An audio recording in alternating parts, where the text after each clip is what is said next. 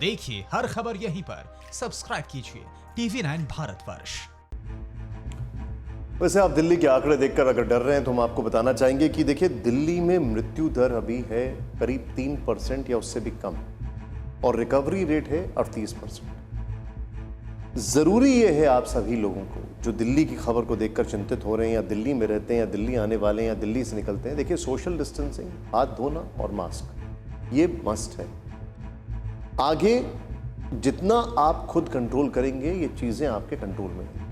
खैर अगली खबर की ओर चलते हैं जहां पर कंट्रोल कहीं से दिखाई नहीं दे रहा और हम बात कर रहे हैं, ये हमारी एक मुहिम है। प्राइवेट अस्पतालों के जो बिल आ रहे हैं कोरोना के इलाज में, आप सोचिए हफ्ते भर का बिल 3 लाख से लेकर 16 लाख तक हो सकता है और कितना भी इंश्योरेंस क्यों ना हो वो कम पड़ जाएगा। और ये हैरान करने वाली रिपोर्ट्स आ रही। आज की केस स्टडी मुंबई से, जरा ध्यान से देखें।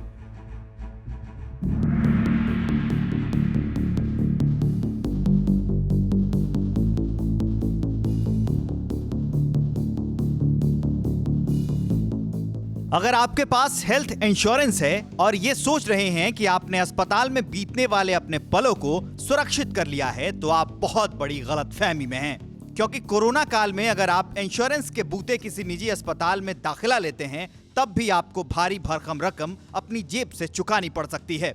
ये केस स्टडी मुंबई के एक सामान्य परिवार की है, जिसमें पेशेंट का 6 लाख रुपए का इंश्योरेंस होने के बावजूद बिल 10 लाख रुपए चुकाना पड़ा और पेशेंट भी नहीं बचा। ये हैं पंकज गुप्ता। इनके पिता विजय गुप्ता की कोरोना के कारण मौत हो गई। इनके पिता विजय गुप्ता की 7 मई को तबीयत खराब हुई, जिसके बाद उन्हें नजदीक के रिद्धि विनायक अस्पताल में भर्ती कराया गया। टेस्ट रिपोर्ट 9 मई को पॉजिटिव आई और इलाज शुरू हुआ। इस कहानी की शुरुआत ही निजी अस्पताल की खून चूसने वाली मनमानी से होती है। पेशेंट को बीएमसी के अस्पताल से रिद्धि विनायक रेफर इसलिए किया गया था क्योंकि वहां बीएमसी के 80 बेड रिजर्व थे, लेकिन परिवार को बिना बताए ही पेशेंट को निजी बेड पर भर्ती किया गया। 50,000 रुपए की डिमांड हुई, जिसे पूरा भी किया गया। वहाँ पे लगभग मैं रात को 9 बजे लगभग लेके गया उनको, तो उनकी कंडीशन एकदम ठीक थी, कोई भी प्रॉब्लम नहीं थी उनको, खाली थोड़ा सा मतलब घबराहट की जैसे थी। तो उनको आईसीयू में डाला गया, 2 दिन तक आईसीयू में थे। तो वहाँ पहले तो लोग ने मुझे इन्फॉर्मेशन नहीं दिया कि आपको 80 बेड बीएमसी का है, आपको इसमें रखना है कि प्राइवेट में रखना है। हमको ये इन्फॉर्मेशन नहीं दिया लोग ने। विजय गुप्ता को वेंटिलेटर पर रखा गया। 2 दिन बीतने के बाद ECMO मशीन पर रखा गया। हर एक गतिविधि में बेबसी का फायदा उठाकर गुप्ता परिवार की रजामंदी ली गई। लेकिन एक निम्न मध्यम परिवार के लिए मुश्किल खड़ी हुई अस्पताल के बिल से। ये बिल था 9,61,000 रुपए का। 9,61,000 का जो बिल आया है, इसको आपने कैसे पे किया? सर 2.5 लाख रुपए तो मैं यहाँ वहाँ करके पे किया हूँ, मम्मी का गहना बेच के यहाँ वहाँ करके, और 6 लाख रुपए मेडिक्लेम से लोग ने लिए हुए हैं। अभी भी 1 लाख रुपए बाकी है? अभी भी 1 लाख रुपए बाकी हुआ है और वो बोल रहे हैं कि ठीक है नहीं दे पा रहे हो चलेगा, कोई प्रॉब्लम नहीं है। और दूसरे से बोल रहे हैं कि वो फ़ोन नहीं उठा रहे हैं। इस कोरोना पेशेंट को 13 दिनों तक रिद्धि विनायक अस्पताल में रखा गया था और बिल बना 9,61,000 रुपए। पेशेंट का 5 लाख रुपए का मेडिकल इंश्योरेंस था। 1.5 लाख रुपए का मेडिकल इंश्योरेंस कूपन मिला था, इसलिए मेडिकल इंश्योरेंस से 6 लाख रुपए मिल गए। लेकिन परिवार को अपने पास से 2.5 लाख रुपए देने पड़े। अभी 1 लाख रुपए का बिल परिवार पर बकाया है।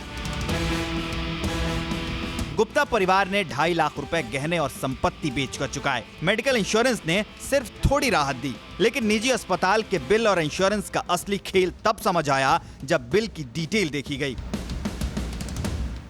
यहाँ पे जो है वेंटिलेटर देखिए 12 दिन के चार्जेस लिए गए हैं।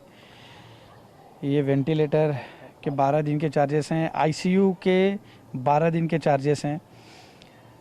ये यहाँ पे आप देख सकते हैं करीब 12 से 13 दिन ही थे, उसमें उन्होंने वेंटिलेटर लगातार लगाया और हालांकि इनको 2 दिनों के बाद बताया, लेकिन बिल में 12 दिन दिखाई दे रहा है। यहाँ पे फार्मेसी मेडिसिन की बात हो रही है, मेडिसिन लिखा गया है, लेकिन यहाँ पे 2,52,149 रुपये लगाया गया।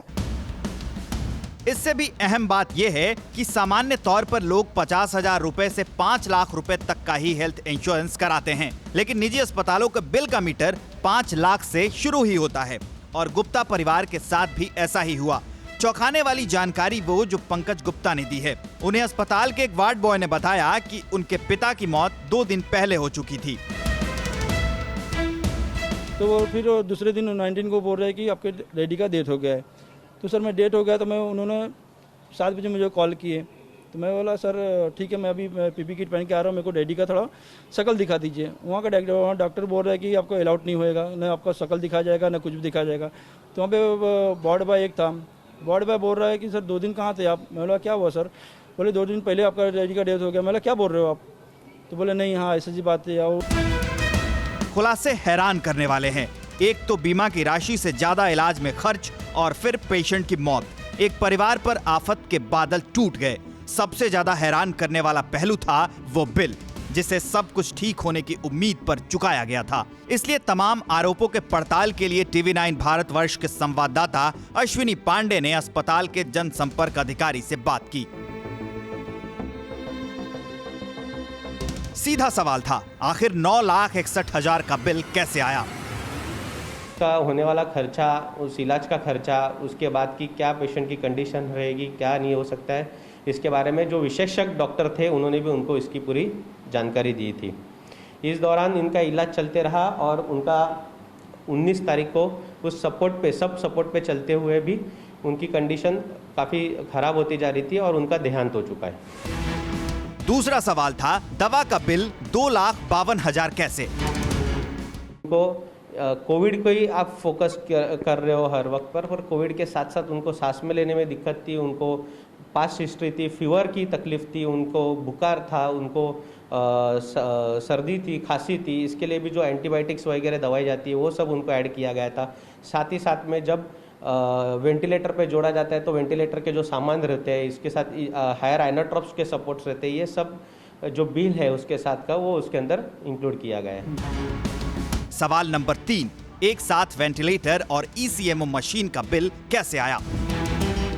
सर यही मैं आपको कहना चाहता हूँ कि जो एक्मो मशीन है वो एक्मो मशीन अलग काम करती है और जो वेंटिलेटर मशीन है वो अलग काम करती है। वेंटिलेटर हम सांस के लिए सपोर्ट करते हैं, जो हमारा रेस्पिरेटरी को सपोर्ट करता है, और ये जो मशीन है ये मशीन हमारे ऑर्गन्स को रेस्ट देते हुए, जो एक्मो मशीन है ऑर्गन्स को रेस्ट देते हुए वो मशीन उस तरीके से काम करती है। और सबसे बड़ा सवाल था कि जब म्युनिसिपल कॉर्पोरेशन के बेड अस्पताल में थे तो निजी तौर पर भर्ती क्यों किया गया?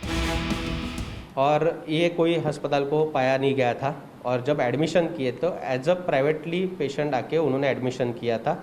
उस समय पर भी उन्होंने भी कोई जिक्र नहीं की थी और पेशेंट की कंडीशन सीरियस थी, उस हिसाब से हमने तुरंत उनका इलाज शुरू करने के लिए हमने उनको भर्ती कराया था।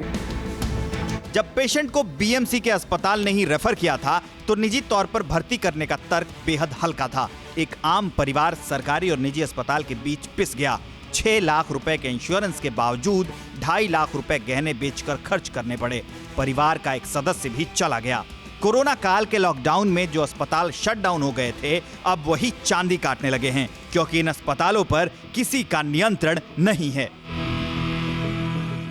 न्यूज़ टॉप 9 रोज सुबह 7 बजे और शाम 7 बजे सिर्फ TV9 भारतवर्ष पर।